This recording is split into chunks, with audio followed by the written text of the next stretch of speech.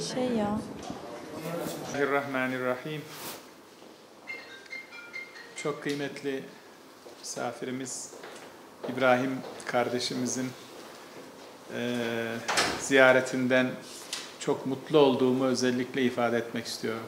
İbrahim kardeşimizin hikayesini hac döneminde duymuş ve hakikaten çok heyecanlanmıştım.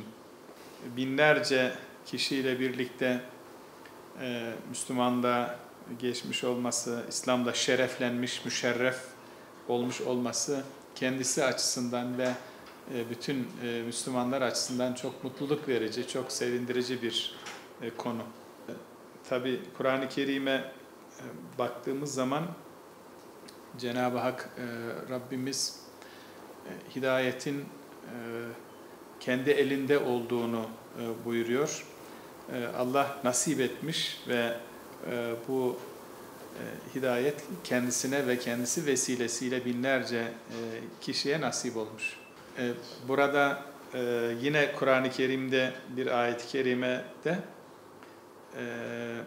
bir kişinin hidayete kavuşmasına vesile olan sanki bütün insanların hidayetine vesile olmuş gibidir ayeti de bu konuda hakikaten kendisi için çok önemli.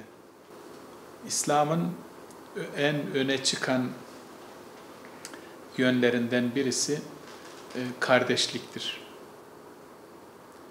İnnemel mu'minûne ihvetun. Hucurat suresinde bir ayettir. İnnemel mu'minûne ihvetun. Müminler ancak kardeştirler. Rabbimiz böyle buyuruyor. Peygamberimiz de sallallahu aleyhi ve sellem sizler iman etmedikçe cennete giremezsiniz. Birbirinizi sevmedikçe de gerçekten iman etmiş olamazsınız. Biz Müslümanlar olarak hayat tarzımızın en önemli ilkesi olarak bunları kabul ederiz.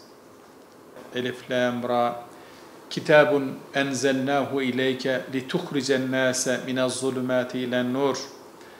Ey Muhammed, kitabı sana insanları karanlıklardan, zulümattan aydınlığa çıkarmak için indirdik buyuruyor Rabbimiz. Dolayısıyla inşallah hep birlikte Kur'an-ı Kerim'in o nuruyla, aydınlığıyla ömrümüzün sonuna kadar bu lütuftan bütün insanların istifade etmesi için gayret edeceğiz inşallah.